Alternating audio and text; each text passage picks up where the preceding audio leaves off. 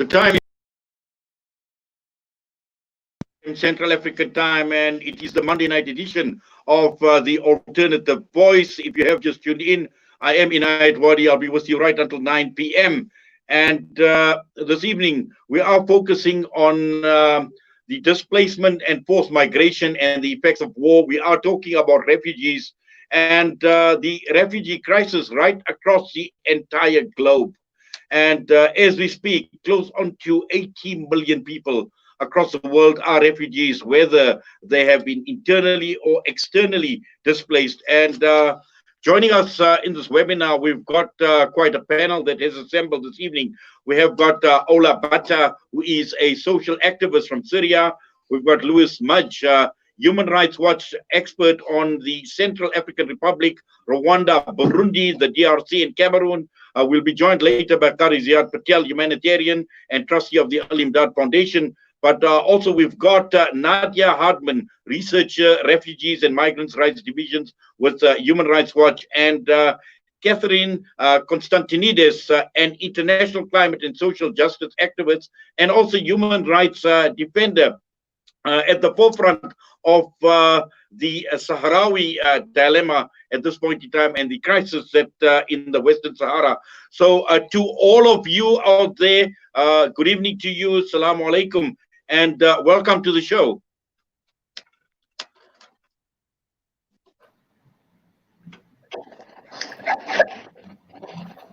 Right, Nadia, I'm going to start off with you, and obviously being a researcher, good evening, and as a researcher, or, looking at refugees, looking at the migrant problem right across the entire world.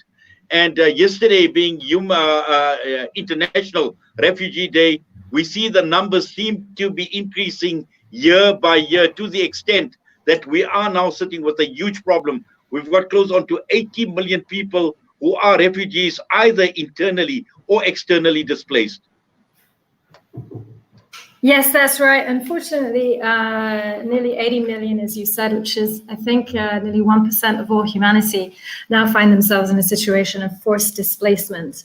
I think what's interesting to note as well in that number is that 85% of refugees actually find themselves hosted in developing countries. So I think it's important to point out from the beginning that the burden that developing countries actually face in this. And I'm actually now living in Lebanon, which hosts the highest number of refugees relative to its population in the world. Many refugees and forcibly displaced people find themselves in situations of protracted displacement, which means that it's not a 1 year or 2 year situation. Some have been displaced for over 10 or 15 years. So at this time as well of border shutdowns, the access and movements being stymied because of the fact that we find ourselves in a global pandemic, I think our concern is just what will happen once lockdowns are eased. Who knows when the pandemic will be over, but whether or not we will see the kind of welcoming of asylum seekers has been eroded for sure in the last few years. But whether this pandemic will also have an effect on other countries' willingness to accept and house refugees and displaced people all over the world. Yes, I'd like to bring Lewis into the discussion because I know you are pressed for time, Lewis, and you're going to be taking leave of us a bit earlier. But just looking at it from your aspect and looking at Africa in particular, and you've covered many African countries, and we certainly have got a huge problem. And also, as Nadia mentioned, coming against a background of a pandemic. So very little is being said or written about the refugee crisis in the midst of this pandemic. And just looking at Africa and an overview of this problem in Africa. Sure. Thanks for having me on. With regards to the region that I cover, which is Central Africa, you're looking at millions of both refugees and IDPs from Congo, You're looking at well over 600,000 refugees from the Central African Republic who are outside the country. You're looking at well over 200,000 Burundian refugees in neighboring Tanzania and Uganda and Rwanda. I think what's most striking is that these refugees out of these countries, these Central African countries, are very much the products of political crises or internal conflict, and they've been forced out.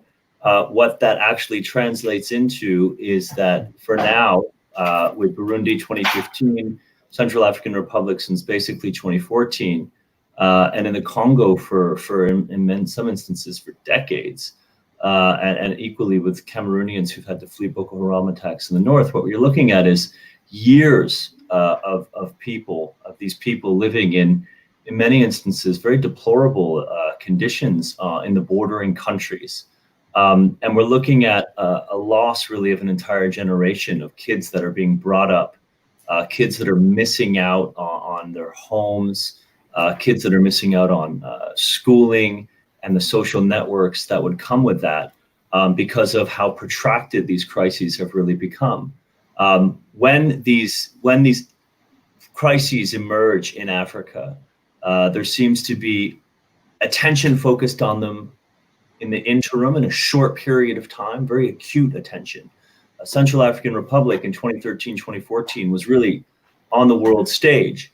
But once these crises emerge as more protracted, more difficult, more thorny issues, the world's attention shifts. We've seen this play out in the Middle East as well, as my colleague can I'm sure speak to. And when that world attention shifts, we see the refugee populations in particular become regarded almost as sort of collateral consequences. This is what happens in seemingly protracted and unsolvable African conflicts. So I think World Refugee Day is a day to remember that these are political, in many instances, political crises. These are crises that the world absolutely needs to step in and help resolve, because these are in many instances regional or continent-wide implications to these crises. And the effects are in the millions. We are talking about millions and millions of people who want to regain their homes, who are dying prematurely oftentimes in abysmal conditions. So it's certainly a timely subject to discuss today. Thank you for that, Lewis, and to both Ola and Catherine. You both are social activists, and Lewis spoke about the world attention shifting and focusing. We have a crisis, the soda water bottle effect, where everybody talks about it and it's soon forgotten. And Catherine, perhaps if you'd like to just come in here, because I know for far too long you have obviously been at the forefront of many a campaign. I know the Western Sahara campaign, the Sahrawi campaign is very, very close to your heart. And just to understand, from a social activism perspective, in the absence of world leaders or political solutions, the role of social activism in ensuring that the pressure is there all the time and the plight of refugees, the plight of those that are displaced are being highlighted all the time.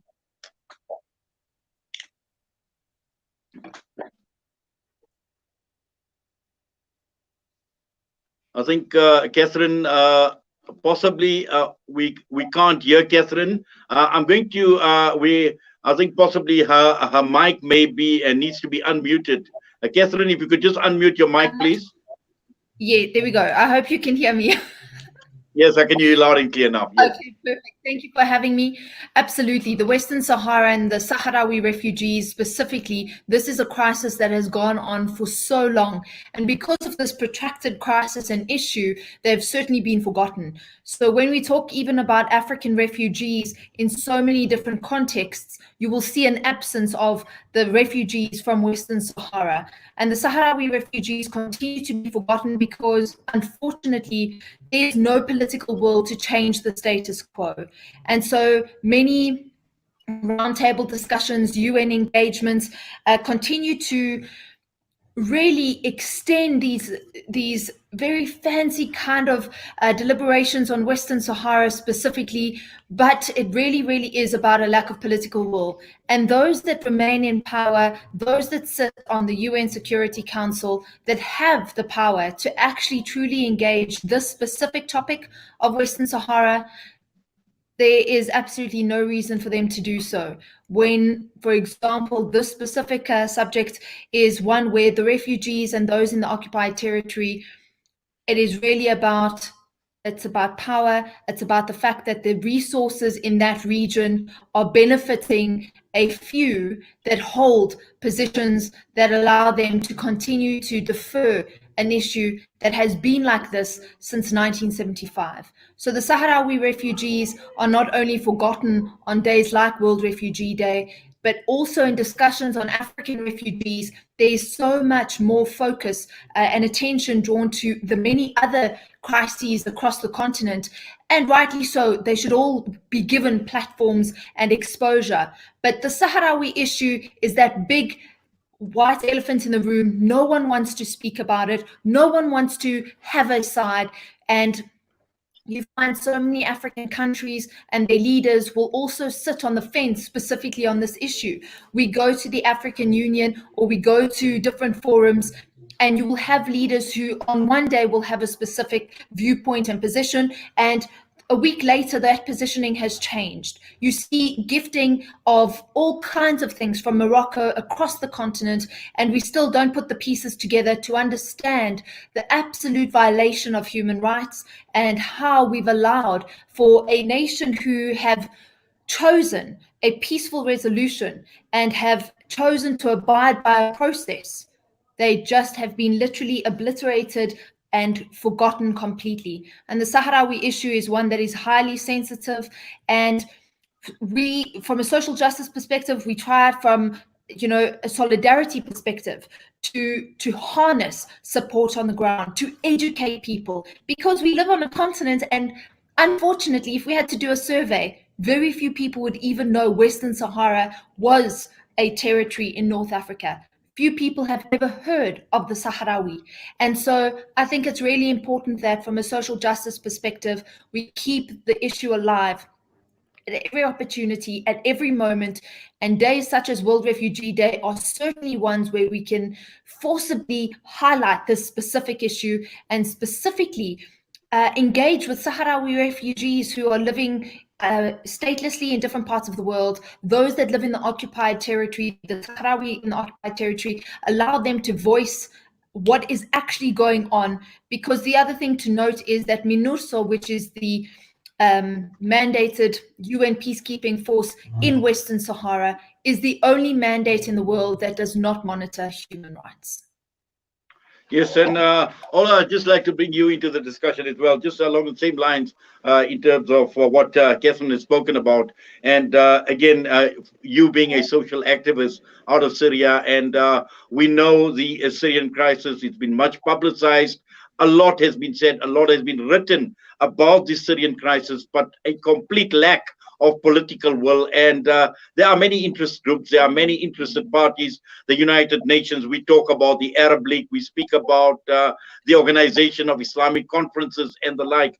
But there seems to be no end to the crisis. In fact, it's getting worse. Atrocity after atrocity in Syria.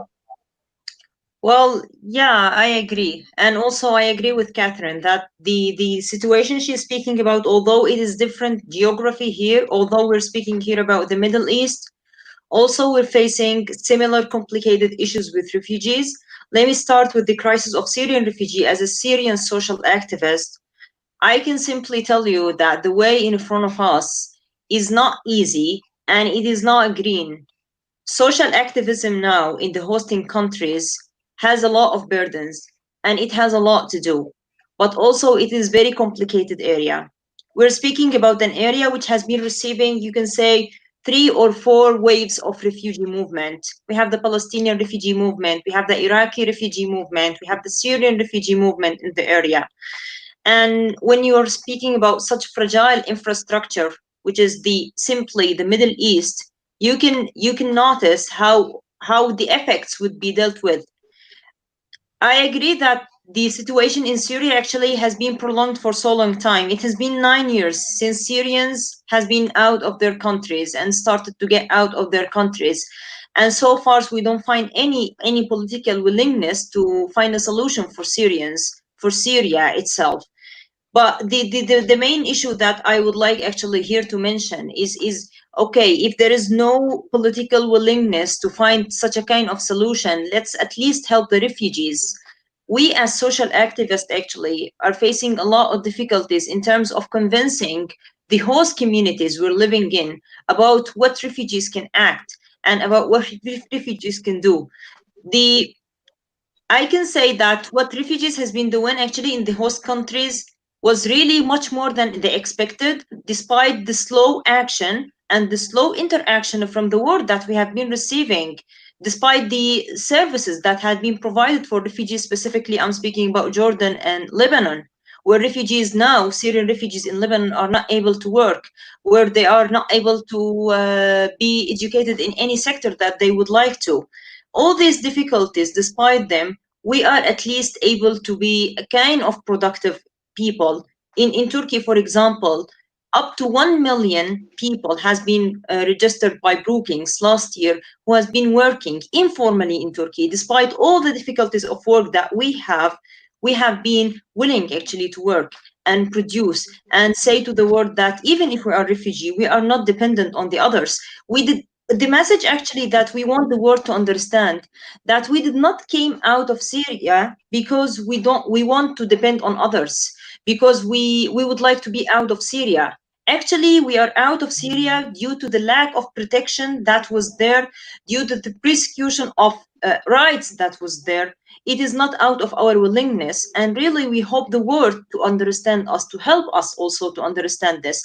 As social activists, I can tell you that on daily basis, I face a lot of sentences and blames from the host community that I'm living in. And I hear a lot also from friends in Jordan and Lebanon, in Iraq, who are hearing the same. You're refugee. You're the reason of this socio-economic crisis we are in. You're the reasons of this political instability that we are in. You are the reason of, or even in terms of pandemic, etc. Imagine that refugees has been looked at as if they are part of the problem.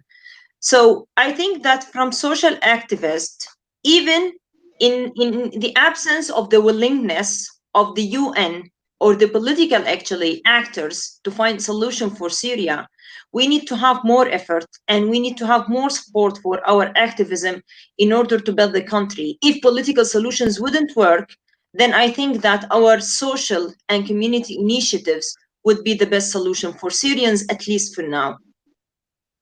Yes, and we also want to welcome Qarie Ziyaad Patel with the Al Imdad Foundation, and he is obviously a humanitarian by profession and a trustee of the Al Imdad Foundation that's providing relief right across the entire globe to the refugee community. Qarie Ziyaad, assalamu alaikum and welcome.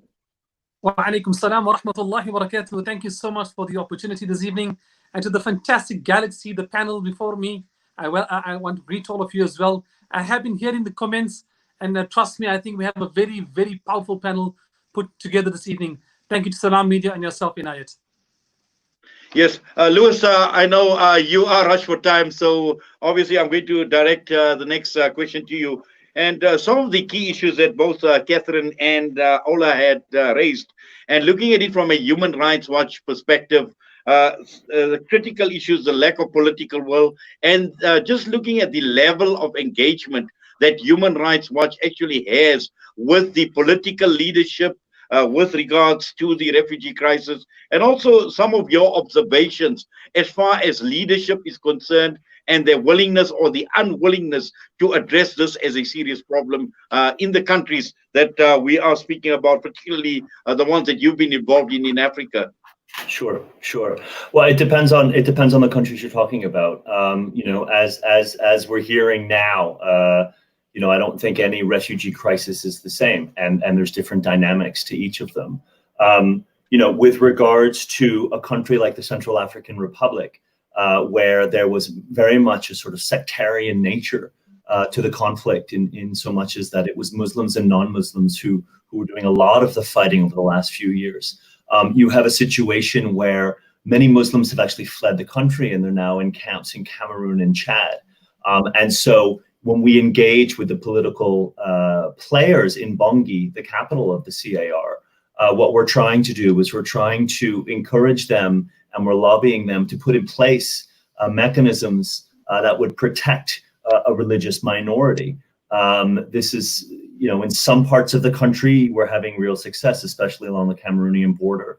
And humanitarian NGOs are doing a fantastic job in trying to reintegrate some of those refugees.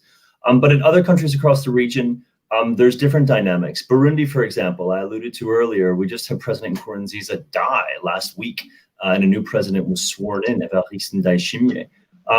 He gave a speech on Thursday, and basically he alluded to refugees needing to come back. This is the same representative of the same party that has also openly said that if you're a refugee outside of Burundi, you are ipso facto an opponent. You are a political opponent. And so you've seen very much the stigmatization of refugees, Burundian refugees who are outside of Burundi, as labeled with one broad stroke as political opponents.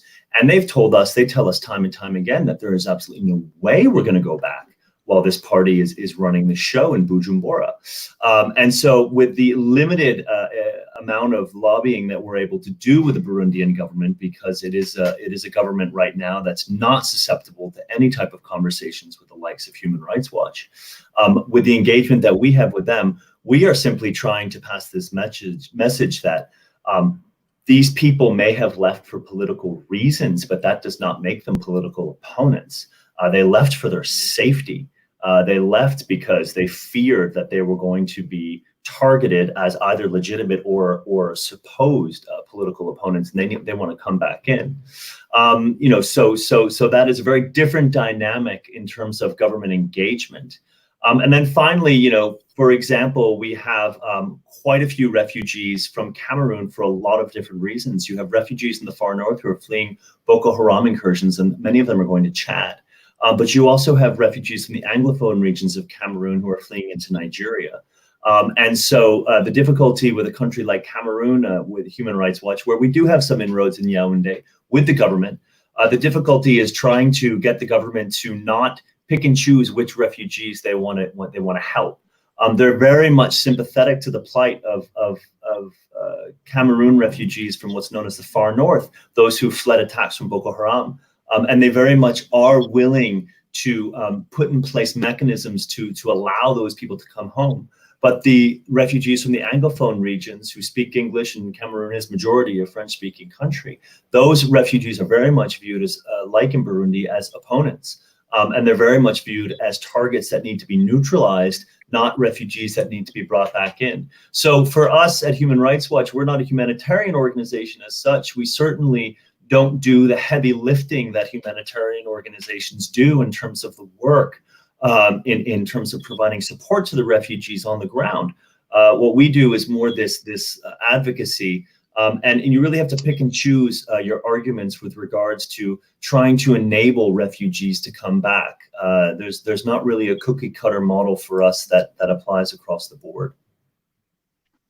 Well, Lewis, thank you very much for that. And I am led to believe that you've got to leave us, but we thank you for your time with us, and we wish you all the best. Thanks a lot. Thanks for the panel. Super interesting conversation. Bye, everybody. Nadia, I'd just like to bring you into the discussion, and just following up from some of the issues that Lewis had raised, and particularly with regard to advocacy. And I think this is important from the Human Rights Watch perspective, and also looking at the level of engagement that takes place between NGOs, human rights organizations, social activists, and the like, because when one looks at the problem, it requires a holistic approach in addressing the refugee crisis. And this is where advocacy, this is where humanitarianism comes in, this is where activism comes in, because it is a complete package that needs to be addressed. Yes, absolutely. I mean, advocacy is a kind of playbook, and you draw your, you use the playbook as you can, depending on the audience, I think, and depending on the the decision maker or the organization, the stakeholder that you're trying to target. But what's central to all advocacy is that you include the voices of the community that you're trying to represent. And that needs to be central to any advocacy message.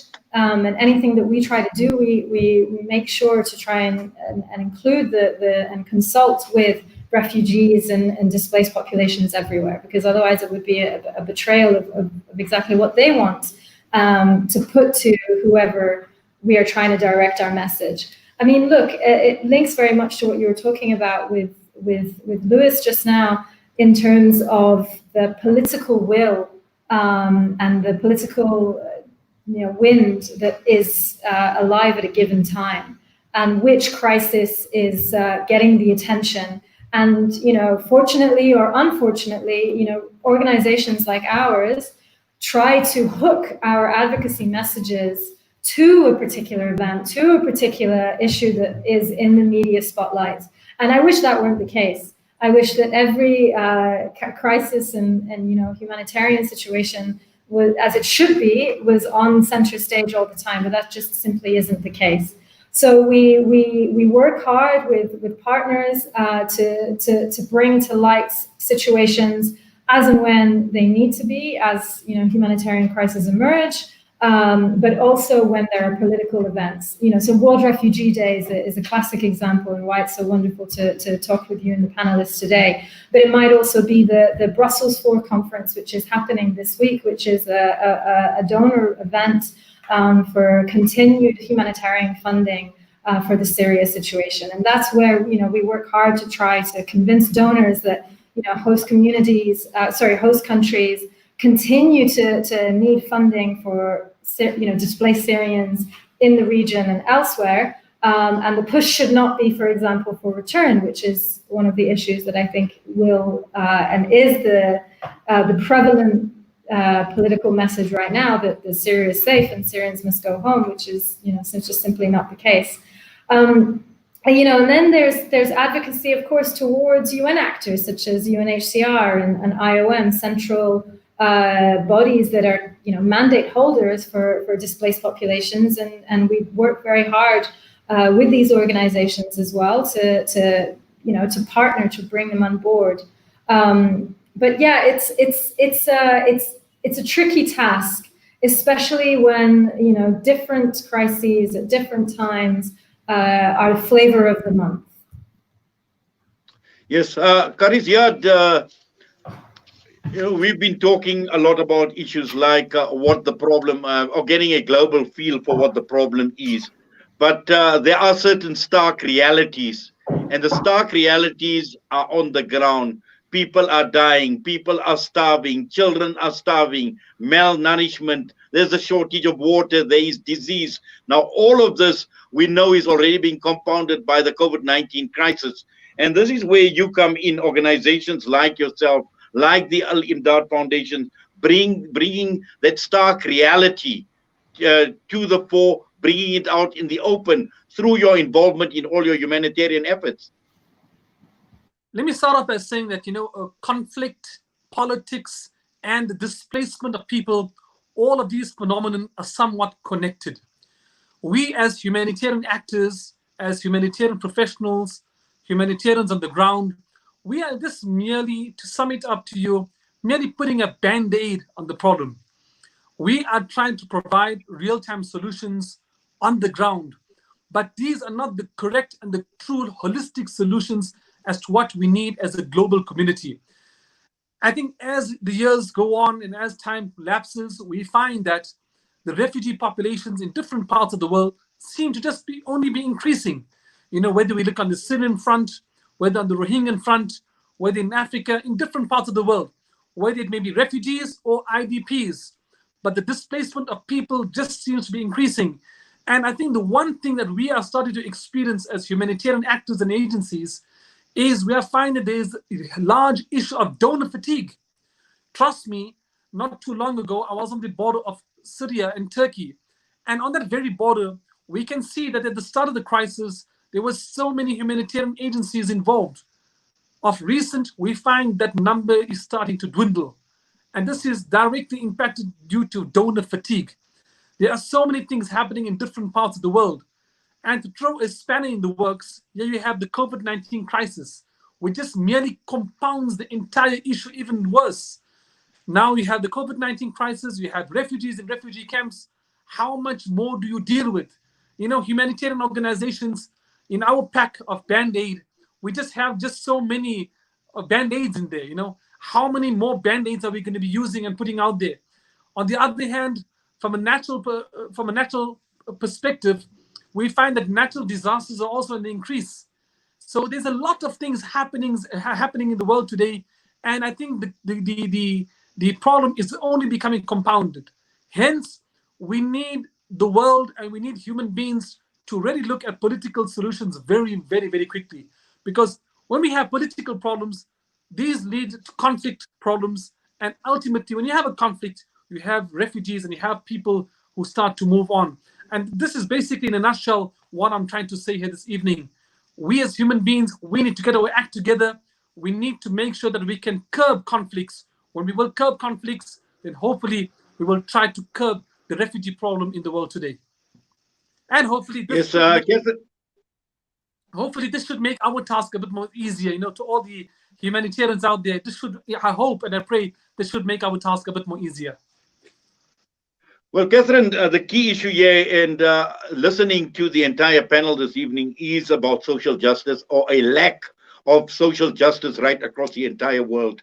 And apart from just the political problems that are associated with refugees, with displacement, the entire world is in a mess at this point in time. And we've even seen with COVID-19, the question of social justice being raised, because even in developed countries, we've seen the lack of healthcare in coping, in dealing with the COVID-19 crisis. And this is where, you, for instance, even in terms of your climate activism, we can see where the world is going and the dangers associated with the lack of social justice in this world.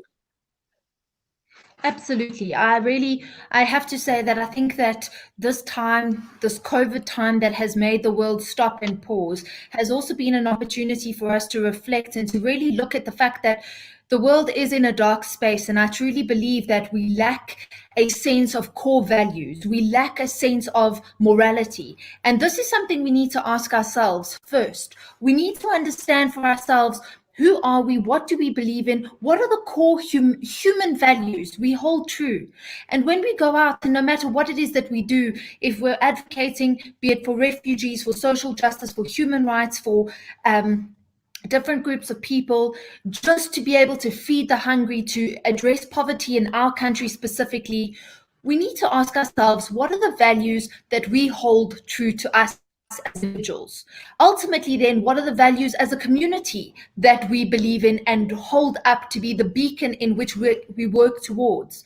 But unfortunately, as a country, unfortunately, as a globe, we lack a set of values that we can be proud of, a set of values that we can work towards. And I think we have seen the unraveling of communities, of social fabric, and that is being seen in the Western world as much as in developing countries, and not just because of COVID.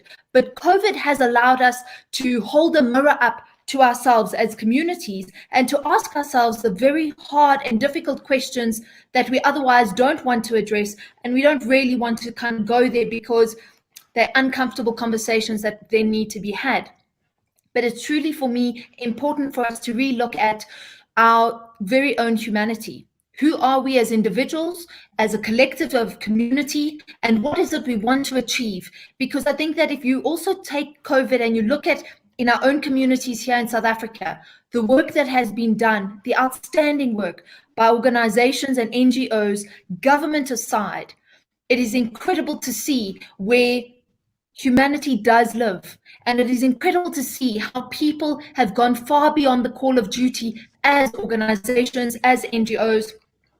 Qarie Ziyaad Patel is one remarkable example. You look at the Muslim Association of South Africa, you look at the work that is being done across community barriers. And here are individuals that are truly heroes in our community. And we have to re-ask ourselves, what is the value set we hold true to be something we can all aspire to? And how do we readjust the social fabric? So when we come out of COVID, there is no turning back and going back to what was an old rotten norm where we didn't respect each other, ourselves, and certainly not the environment and the world that we live in.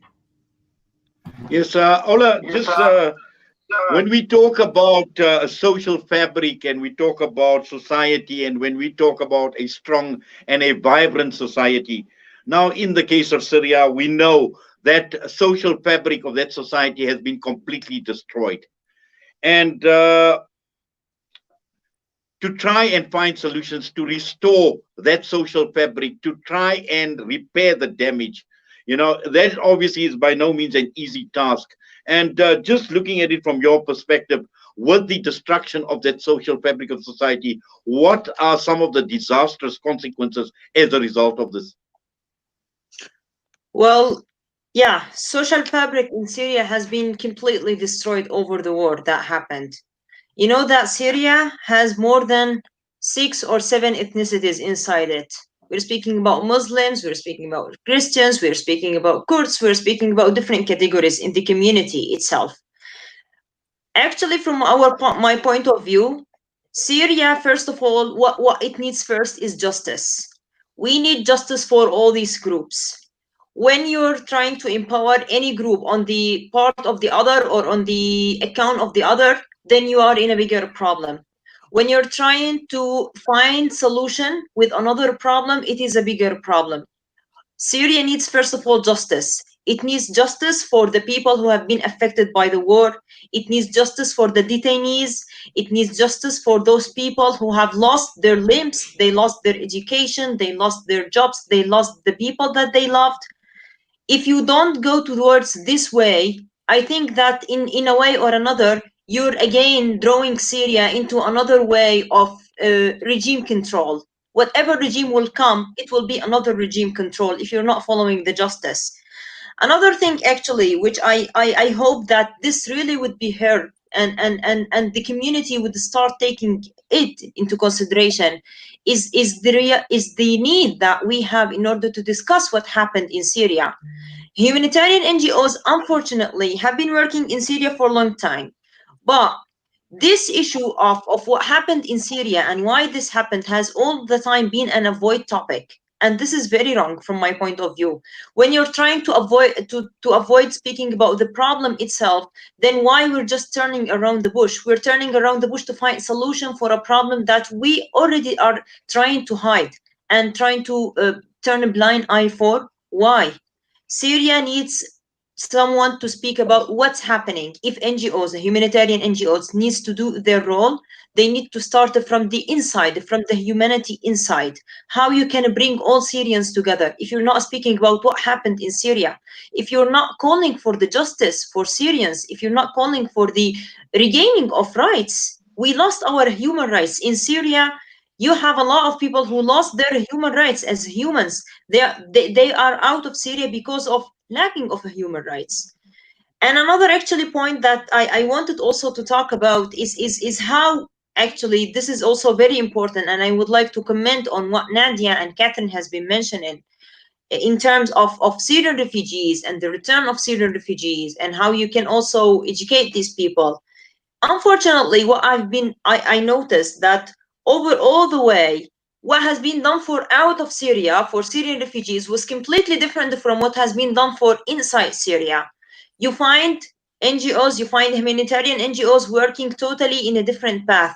You don't find any way actually of any strategic point of view. Now we're working on programs on how to educate Syrians out of Syria, how to empower them, how to make them stronger, which is very fine for us. But what about inside Syria? If you're not providing the land to contain all these people, if you're not paving the way towards their return, how you would expect that you're empowering them in order to return to Syria? And here actually again we're coming back to the political solution and the question of justice itself. In Syria, still we haven't touched upon the point of justice, and all the solutions that have been done are turning around the bush. Yes, Nadia, just from your legal background and looking at it from an international legal perspective, Now, we know about things like the Geneva Convention and other international remedies and reliefs. And just listening to the entire panel here talking about justice, and what we see missing here is from a legal perspective, we don't see that type of justice that being meted out. And, we've known recently or a few months ago, the case of Myanmar, what had happened actually in Myanmar with regard to the Rohingya. But and the matter that had gone to the ICC, to the International Criminal Court. Now, looking at some of these legal remedies that displaced people, that refugees would have against their own leadership and also other external forces who have contributed to the crisis that we are seeing right across the world. So, I mean, it's a very important question. I mean, look, it's a principle of law, of domestic law, of international law, that you have a victim of a human rights violation has a right to an effective remedy and a right to redress, to put wrong that right. Unfortunately, you don't see this, and this is again the result of political justice solutions.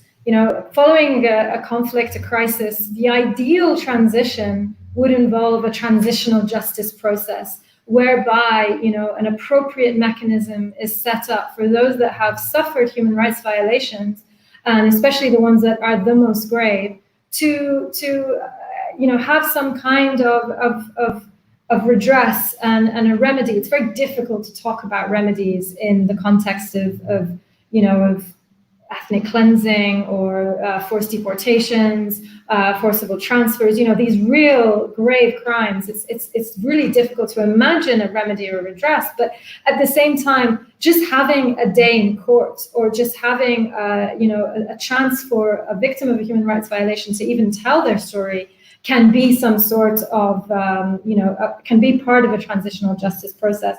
But unfortunately, it is usually those powerful political processes and countries that come together to decide what will happen after a conflict.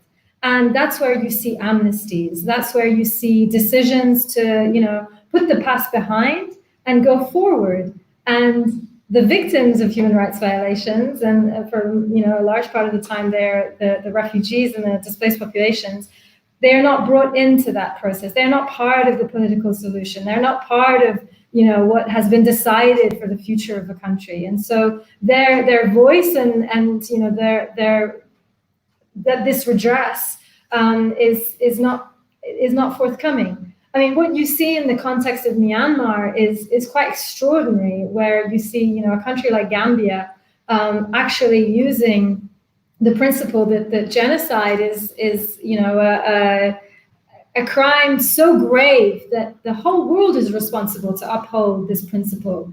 And this is why a country so far away from Myanmar was able to take the Myanmar to the World Court and put it on center stage and say, this nation has been meting out these crimes against this population for such a long time, and we need to give redress to this population. Unfortunately, you don't see this happening very often.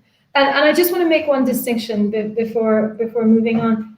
There is a difference, of course, between refugee law and human rights law, and I mean, they're all interlinked.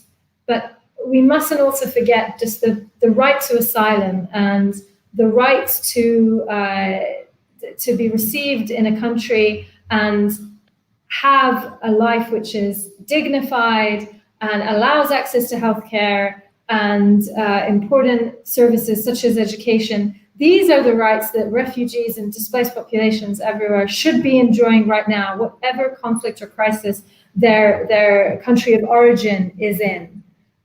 On the human rights, redress side, that is part of the process where anyone who's a victim of a human rights violation should have the ability to vindicate that right and to make a claim against the state or authority that is responsible. But unfortunately, we do not see that. Yes, Qarie, Ziyaad, just to bring you into the discussion now, you've raised a concern with regard to the donor community. And we are starting, obviously, to see a decrease in funding to NGOs like yourself. And this is going to be worsened. This is going to be compounded by the COVID-19 crisis. We see the disastrous impact it's having on economies right across the entire world. We're going to see a lot more state of joblessness. We'll see a lot more businesses that will be closing down. Now, this obviously is added pressure on organizations like yourself to deliver, but at the same time as well, finding a balance, because you've got a problem at home and you've got these problems right across the world. How does one actually find the balance? Very interesting question, Inayet. End of the day, whether you have donor fatigue or whatever it may be, we as humanitarian organizations, we got to still serve. We got to serve humanity, irrespective of where they may be. Wherever human beings are suffering, we got to make it our goal to make sure that we go and assist them. I just want to pick up on a point from Catherine, my sister, who just mentioned that first and foremost, we need to introspect and reflect. And as human beings, we need to find ourselves first. Let's bring about the natural human values which every one of us have. By doing so, I'm sure we should make, and we will make the world a better place. Coming back to the core question again, the balance. How does one find the balance to look at issues back home and issues back abroad and abroad? We go by the saying that charity begins at home. Yes, but there are different dynamics, different problems in the world. Sometimes the dynamics of problems here locally are somewhat different to the dynamics of problems in refugee camps. Sometimes the level of suffering in refugee camps is far more than the suffering which we will see here. Sometimes certain individuals and some sectors of the population are in an emergency situation. Hence, they will require our assistance and our help immediately compared to others who may carry themselves on for some days and some months, etc. And I want to continue with what Nadia has said. With regards to the wheels of justice, it turns very, very, very, very slowly. I think this is a huge problem in the world today. We want justice. Everyone screams for justice. We're trying to amplify the call and the hype for justice. But sadly, us that are on the ground, who are with the refugees, who are with the people, Catherine will say the same thing to you as well. We find that the wheels of justice seem to move very, very, very slowly. And this as well, together, of course, yes, with the COVID-19 crisis and so many other factors, just compounds our activities even more. Go out there and you can look. The refugee camps in different parts of the world. These refugee camps are there for a very, very, very long time. Once a refugee camp has been established, for that refugee camp to eventually close and cease its operations, it takes years and years and years to come to actually that day when people can go back to a life of normality. Hence, I begin with what I said, and I will state what I said. We need to look at the political spectrum very, very, very carefully. We need to look at political solutions very, very carefully so that we can curb conflict in the world. And by curbing conflict in the world, hopefully we can lessen the refugee crisis across the globe. Yes, Catherine, we're talking about the wheels of justice, and now I know you've been at the forefront of trying to get justice for the Sahrawi people, to the extent where you've gone to the United Nations, you've approached the African Union, you've spoken to political leadership in this country, and I recall not very long ago, this issue was very, very strongly raised as far as the Sahrawi people are concerned. But at the same time, in the absence of justice, or while the wheels of justice are turning very, very slowly, the reality is people are suffering. And I'd like to talk about the most vulnerable. And I'd like Ola also to comment after this on the vulnerable. We're talking about women, we're talking about children that seem to be carrying the entire burden as far as this huge or this mammoth crisis of refugees is concerned. Absolutely. I think that we don't always understand that sometimes we think the weakest in a community are the ones that will be first protected, but it's not always the case. And in the case of specifically the Sahrawi refugees, it has been a case where they have had to ensure that women become a very powerful and strong part and backbone of the very refugee communities. And having lived in these refugee camps myself, I have been able to see how women in fact play the most vital role because they hold those refugee camps together. It is really an unfortunate situation in a case like Western Sahara. The Sahrawi refugees have been there for 45 years, more than 45 years. And so you see the vulnerable and those that are, our children, the malnutrition in the camps because of aid that is only a specific food basket. There have only been 7 ingredients given to the Sahrawi refugees for 45 years. And so you can start to see the implication on health, the implication on being able to thrive and grow to a very healthy and very conscious understanding that they are equal to somebody in a different part of the world. It's important to understand that there is no water. Water comes in by truck every 6 weeks if they are lucky. They're living under very harsh climatic conditions in the middle of the Sahara Desert where nobody ever wanted to live. And that's why they were able to set up the refugee camps there. And I think the most vulnerable of communities need to be engaged as a priority. So the women and children specifically in Western Sahara certainly have been a priority and continue to be a priority, and they are involved fundamentally in ensuring that the camps work, that things happen the way that they should, that aid is distributed across all families, across the refugee camps. But it's hard. And when we look at the other side of this specific story, there are the Sahrawis that are divided, those in the refugee camps, and their very families who are living in occupied Western Sahara under Moroccan occupation, and the violation of their human rights and the torture that they go through on a daily basis is absolutely horrific. So there's so much that needs to be asked and questioned when we talk about human rights, when we talk about the rule of law. And yes, the wheels of justice turn slowly. But what social justice does is that we keep alive those very stories. We ensure that those stories stay alive from one World Refugee Day to the other, not just on these 2 specific days.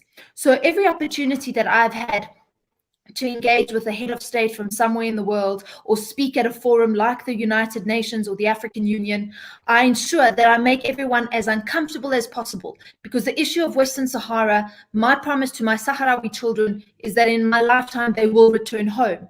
This is a non-negotiable. And the same way that refugee crises need to be brought to a place, like Qarie Ziyaad Patel has said, they need to be brought to a place where the political engagement is done and completed, because it cannot be that we are able to send people to the moon, we can send people to out of space, yet here on Earth we cannot find ways in order to ensure that people are respected, that justice is served, and that people live with freedom and their human rights and dignity intact. We have to do all we can, and social justice is that role. I also want to just mention that South Africa comes from such a dark and evil past, but we relied on international solidarity, and that was voices around the world who continued to keep our story alive, not just when something happened and it landed up on the front pages in the media.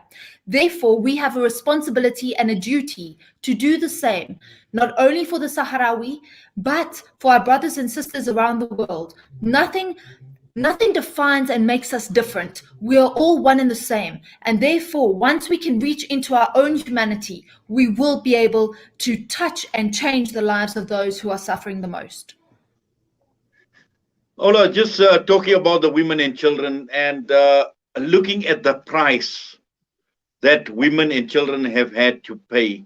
And if you could just elaborate on this price and how women and children, being the most vulnerable, have been impacted.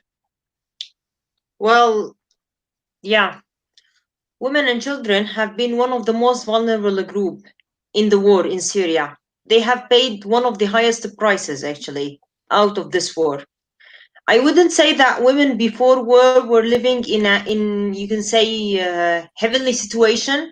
Their situation was not that good, but what war put them to was really more than what anyone can expect inside Syria. And here, talking about it, I would like actually to speak about specifically for women when I mention this. Although humanitarian NGOs have been taking gender issues into consideration, but unfortunately, when they get inside Syria, they haven't been studying the Syrian context very well. They came to the Syrian community to tell them that, look, now we're coming to ask for the equality out of blue directly. They are coming, which is very fine. But how far these NGOs knows about the Syrian context? How far they know about what's happening behind the scenes with the women? How far they know what can be done to the women actually if they would go ahead with these NGOs? A lot of women actually lost their lives in Syria, not only because of the killing and shelling and because of the bombs. They lost their lives because of these crimes that have been happening, that women have been out to work, that women have been encouraged to be empowered, which is very fine for us, but how this has been presented to the Syrian community, how this has been explained actually. I think that NGOs really needs to look into this and really need to go into deeper details instead of just going into Syrian. Look, now we're seeking equality, we're seeking to empower women, etc. Okay, start from empowering women, at least in their being independent.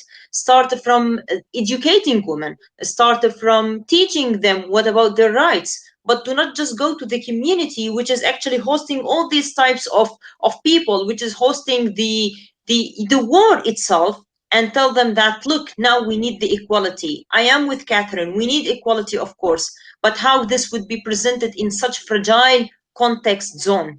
Remember that now inside Syria, you're living in a context which is lacking any legal frame, which is lacking any protection frame.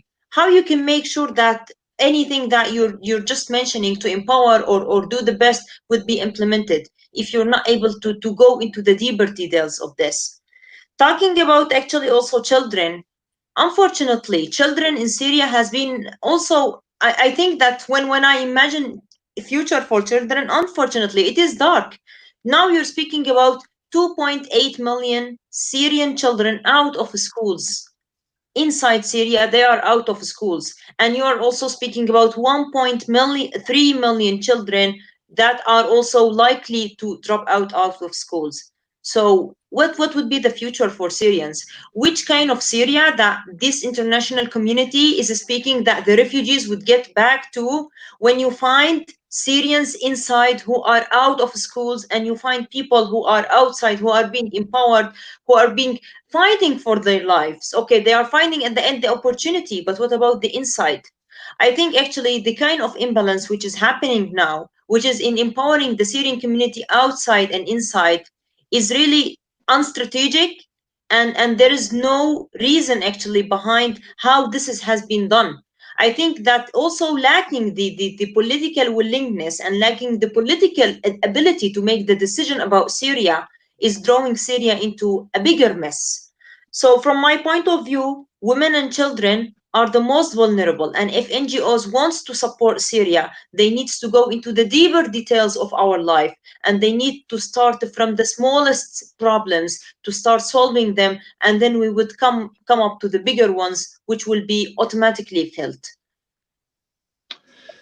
Thank you for that, Ola. I see we obviously have just run out of time, but very quickly, Nadia, I'm going to go around the panel and just possibly in a minute, 1 minute, just your closing thoughts and closing remarks.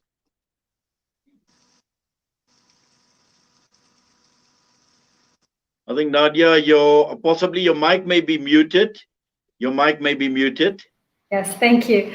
A reminder that we're in the pandemic and everything is virtual. It's very difficult sometimes.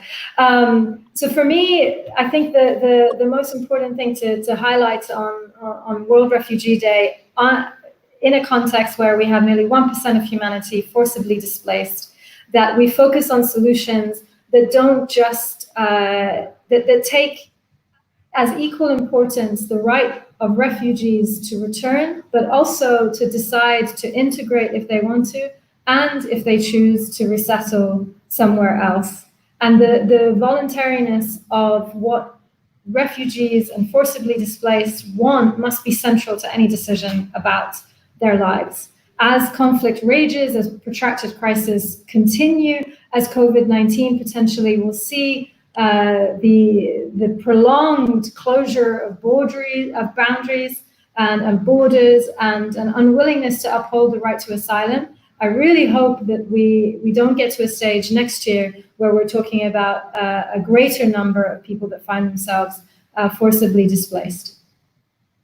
Qarie, Ziyaad?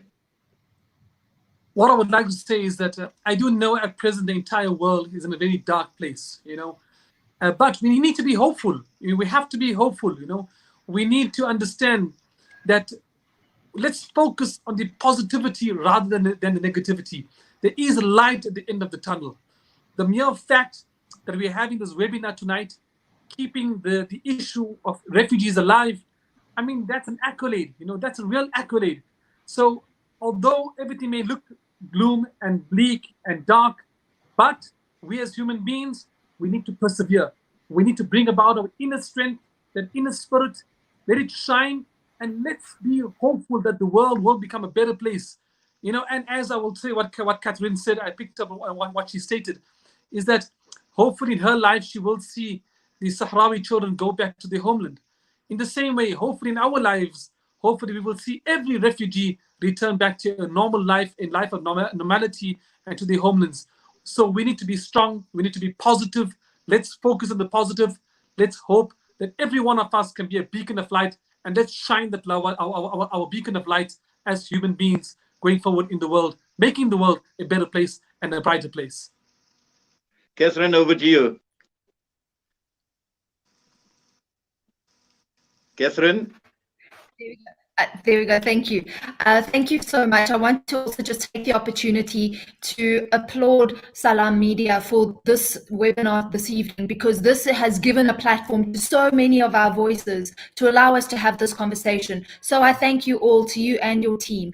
I think let us continue to do that work. Let us continue to, wherever we are, to fight in our corners and to ensure that we change the status quo, so that one day when we look back on these conversations, we can see how far we have come to really, really ensure that we have taken the rights of refugees, their will, their passion, and their willingness to really share with the world what it is that is wrong. Let us take them with us on this journey. And as Ola has said, I think it's really important that we never ever forget in the work that we do as humanitarians, activists, fighting on different lines of advocacy, let us never forget that we need to not only be the voice, but take the voice of the voiceless with us, ensuring that we understand fundamentally the challenges and the raw emotion that comes with the sensitive issues in which we are dealing. We have a great deal of work to be done, but